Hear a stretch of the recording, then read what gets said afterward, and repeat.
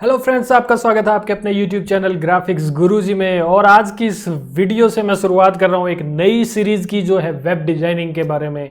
काफ़ी सारे लोगों ने काफ़ी टाइम से व्हाट्सएप पे, टेलीग्राम पे और YouTube के जो कमेंट सेक्शन होता है वहाँ पे भी बहुत सारे लोगों की डिमांड थी कि आप लेके आए वेबसाइट डिजाइनिंग के बारे में भी, ऐप डिजाइनिंग के बारे में। बहुत हुआ तो आपका इंतज़ार भी बहुत हुआ और मैं ले आया हूँ आपके लिए एक बिल्कुल नई नई सीरीज। इस सीरीज के अंदर आज की इस वीडियो के अंदर मैं इंट्रोडक्शन देने वाला हूं कि वेबसाइट डिजाइनिंग क्या होता है, और उसके बाद की आगे जो सीरीज आएंगी उनके अंदर मैं आपको बहुत कुछ इस फील्ड के बारे में बताने वाला हूं कि कैसे शुरुआत करें। और आप अगर ग्राफिक डिजाइनर है तो इस फील्ड में क्यों आए, कैसे आए, कब आए। और अगर आप ग्राफिक डिजाइनिंग भी नहीं है, डिजाइनिंग की ही नहीं है, तो इस फील्ड में एकदम से आप कैसे आए, क्या बेनिफिट्स हैं, क्या ड्रॉबैक्स हैं इस चीज़ के। और उसके बाद हम लेके चलेंगे प्रोजेक्ट्स पे। मैं आपको प्रोजेक्ट्स बना के दिखाऊंगा। यहाँ पे आप और हम मिलके प्रोजेक्ट्स बनाएंगे, जैसे कि ई कॉमर्स की वेबसाइट बनाना, किसी एजेंसी की वेबसाइट बनाना। तो उसके होम पेज से हम स्टार्ट करेंगे, फिर आगे धीरे धीरे सभी जो पेजेस हैं वो सारे हम एक वीडियो के अंदर बनाना सीखेंगे यहाँ पे। तो यहाँ पे इन पेजेस को बनाते वक्त क्या क्या चीज़ों का ध्यान रखना चाहिए, कहाँ से हम इंस्पायर हों, किस कलर थीम क्या लेनी चाहिए, फ़ॉन्ट्स कैसे लेने चाहिए, एक परफेक्ट जो वीडियो सीरीज होनी चाहिए वो मैं बनाने वाला हूँ। तो माफ़ कीजिए, काफ़ी टाइम हो गया मुझे इसमें थोड़ा रिसर्च करते हुए कि और लोग क्या बता रहे हैं, क्या चीज़ें मिसिंग हैं उन वीडियोस के अंदर, उन सीरीज़ के अंदर।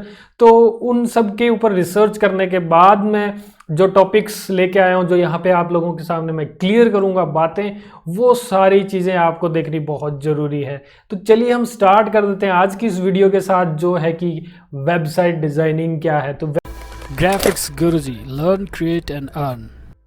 वेबसाइट डिज़ाइनिंग होती ये है कि जिस तरह से कि आप कोई वेबसाइट्स मीन्स कि आपका अगर कोई नॉर्मल लैंग्वेज में अपने समझते हैं कि आपका कोई बिजनेस है और आप अपने बिजनेस की सारी जानकारी ऑनलाइन देना चाहते हैं, ताकि कोई भी घर बैठे अपनी आपकी जो बिजनेस की इंफॉर्मेशन है, जो आपकी सर्विसेज हैं, आप क्या कर रहे हैं, उन सारों की जानकारी बिना आपको डिस्टर्ब किए, बिना आपको कॉल किए, इंटरनेट पे यानी कि कंप्यूटर के अंदर वो लोग अपने घर बैठे ही वो जानकारियां ले सके। इसके लिए हमें जो एक वेब डिज़ाइनर के तौर पे क्या समझना चाहिए कि वेब डिज़ाइनिंग क्या होती है, वो ये है कि जो चीज़ें ओपन होती हैं, आपने लगभग सभी लोगों ने वेबसाइट कोई ना कोई तो ओपन करके देखी ही होगी, जैसे कि फेसबुक होता है, ट्विटर होता है, या यूट्यूब ही आपने ओपन की हुई है अभी, तो ये भी सारी एक वेबसाइट्स ही हैं।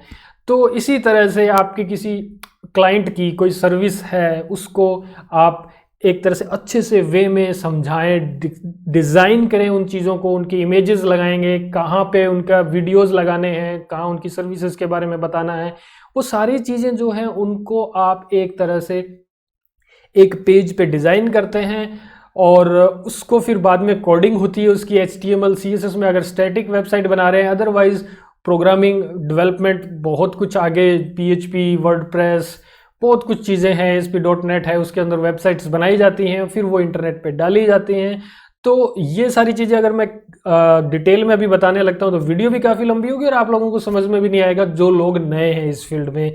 तो धीरे धीरे करके हम इन चीज़ों पे जाएंगे। तो नेक्स्ट टॉपिक जो है वो है कौन करे इसे।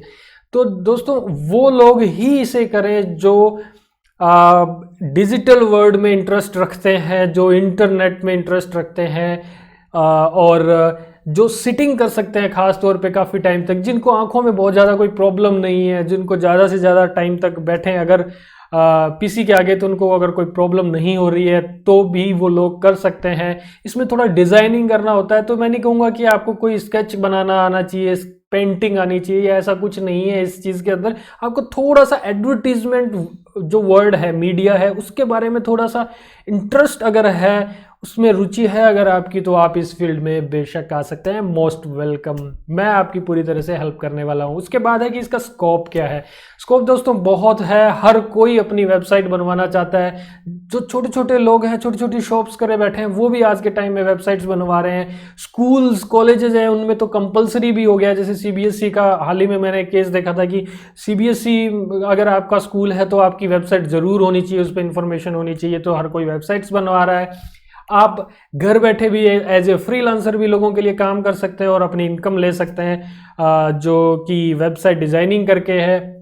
इसके अलावा आप एज ए फ्रेशर किसी कंपनी में एंटर कर सकते हैं, वहाँ आपको सीखने को मिलेगा और फिर सैलरीज बनती जाती हैं। सैलरीज क्या होती हैं वो डिपेंड करता है आपके स्किल पे। आप अगर फ्रेशर हैं, आपको थोड़ा बहुत कुछ आता है, तो छोटी सिटी अगर है तो आपको लगभग 4-5 हज़ार से स्टार्टिंग हो जाती है। लेकिन अगर आप में ग्रोथ करने का अगर जज्बा है, आपके अंदर स्किल्स बन रही हैं, आप कैपेबल हैं उस चीज़ के, तो आपका कोई लिमिट नहीं है इस फील्ड के अंदर। आप लाखों में भी सैलरी ले सकते हैं और बहुत जल्दी इंक्रीमेंट्स ले सकते हैं आप। और अगर आप बड़ी सिटी में कहीं हैं तो 10-12 हज़ार से स्टार्ट होता है। बेंगलोर टाइप की अगर कोई सिटी है वहाँ पे अगर है तो 15 प्लस से आप इजीली स्टार्ट कर सकते हैं इस चीज़ को। तो वो डिपेंड करता है सिटी कैसी है, कंपनी कैसी है और आपकी स्किल्स कैसी है, उन सब चीज़ों पे। तो इसके बाद में कि इसमें सॉफ्टवेयर्स कौन कौन से होने चाहिए, तो दोस्तों बहुत ज़्यादा इसमें कुछ सोचने वाली बात है नहीं। अगर आप वेबसाइट डिज़ाइनिंग कर रहे हैं तो ये डिपेंड करता है कि आप किस कंपनी में, वहाँ किस तरह के सॉफ्टवेयर्स यूज़ हो रहे हैं। अगर आप फ्रीलांसर हैं तो आपके क्लाइंट्स किस तरह के सॉफ्टवेयर्स की जो फाइल बनती है वो मांगते हैं। जैसे कि मैं जो पर्सनली यूज़ कर रहा हूँ, ओनली एडोब XD यूज़ कर रहा हूँ। एडोब XD बड़ा पावरफुल और सिंपल और लाइट सा टूल है, कुछ एक MBs का सॉफ्टवेयर है ये।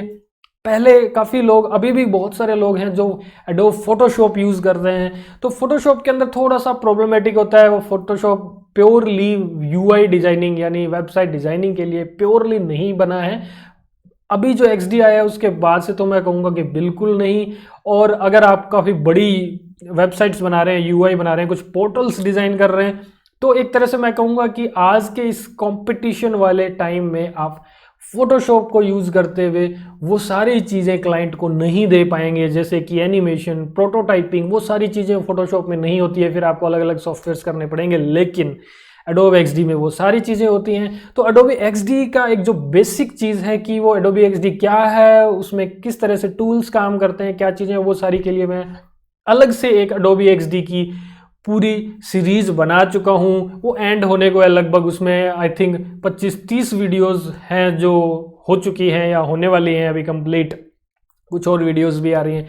तो यहाँ उसके बाद में आ जाते हैं कि प्रोजेक्ट्स किस किस तरह के होते हैं, आपको क्या चैलेंजेस करने को मिलते हैं वेब डिज़ाइनिंग की दुनिया में अगर आप इसमें आ रहे हैं। तो इसमें दोस्तों ये होता है कि सिंपल से सिंपल वेबसाइट भी हो सकती है। जैसे कि एक फॉर एग्जांपल एक कोई शॉपकीपर की है, वो अपने सारे प्रोडक्ट तो नहीं दिखाना चाहता, लेकिन ठीक है कि वो ये बताना चाहता है कि मैं कौन हूँ और हम लोग क्या बेचते हैं और हम कहाँ हैं, हमसे कांटेक्ट करना है, तो ये हमारी इन्फॉर्मेशन है। ये सारी चीज़ें आपने पेजेस पे लगानी होती है, 3-4 पेज की वेबसाइट बन जाती है, वो भी होता है। उसके अलावा ये भी होता है कि कोई क्लाइंट आपको बोलता है कि पहले से मेरी वेबसाइट चल रही है लेकिन वो बहुत ही ओल्ड हो चुकी है, वो आउटडेटेड हो चुकी है, उसको आपने रीडिज़ाइन करना है। तो बनी बनाई वेबसाइट को आपने बस एक तरह से मेकअप करना होता है, उसका बिल्कुल अलग टाइप का डिज़ाइन बनाना होता है आज के टाइम के अकॉर्डिंग।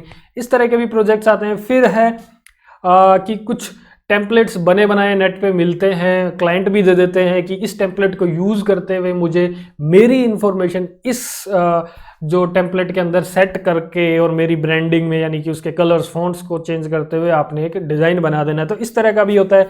कुछ थीम्स भी होती हैं, जैसे वर्डप्रेस की वेबसाइट्स हैं। तो दोस्तों अगर आप बिल्कुल नए हैं इस फील्ड में तो आपको वर्डप्रेस वगैरह का थोड़ा अभी अजीब सा लगेगा कि ये होती क्या चीज़ है। ये कुछ प्रोग्रामिंग की लैंग्वेजेस वगैरह हैं, कुछ प्लेटफॉर्म्स हैं जिनके थ्रू हम कोडिंग करते हैं और एक डायनेमिक वेबसाइट बनाते हैं। चलिए, तो ये चीज़ें जो है डायनेमिक वेबसाइट, स्टैटिक वेबसाइट, ये सारी हम आगे आने वाली इस पूरी सीरीज़ में कंप्लीट करने वाले हैं, क्योंकि आगे बहुत कुछ सीखने को इस सीरीज़ के अंदर है। तो दोस्तों अगर आपका कोई सवाल रह गया है, कुछ ऐसी चीज़ें रह गई है जो मैंने इस वीडियो में कवर नहीं की है, क्योंकि आप लोग मुझसे ज़्यादा है, मैं एक हूँ, आप लोग बहुत सारे हैं और आपके पास बहुत सारे क्वेश्चंस आ सकते हैं, तो मुझे खुशी होगी अगर आप इस वीडियो के कमेंट सेक्शन के अंदर बहुत सारे कमेंट्स करते हैं और बहुत सारे क्वेश्चंस पूछते हैं। तो मैं, अगर बहुत सारे क्वेश्चंस होते हैं और मुझे लगता है कि इसके ऊपर वीडियो बनानी चाहिए, तो मैं एक वीडियो बना के भी बताऊंगा। अदरवाइज मैं वहाँ उसी जो कमेंट बॉक्स है उनमें रिप्लाईज भी करूंगा, आप लोगों के आंसर, जो क्वेश्चंस होंगे उनके आंसर भी दूंगा। तो बने रहिएगा मेरे इस YouTube चैनल के साथ और इस YouTube सीरीज के साथ, जो कि है वेब डिजाइनिंग के बारे में, और आने वाले टाइम में बहुत कुछ सीखने वाले हैं। तो बने रहिए, सब्सक्राइब कर लीजिए इस YouTube चैनल को और पास में आ रहे बेल के सिंबल पे भी क्लिक कर दीजिएगा ताकि आने वाले जो भी वीडियोस होंगे उनके नोटिफिकेशन आपको अपने आप मिलते जाएं। ताकि दोस्तों बने रहिएगा, देते रहिएगा अपना प्यार जिस तरह से आपने Adobe XD सीरीज में दिया था, तो यहाँ पे भी धन्यवाद। Graphics Guruji, learn, create and earn.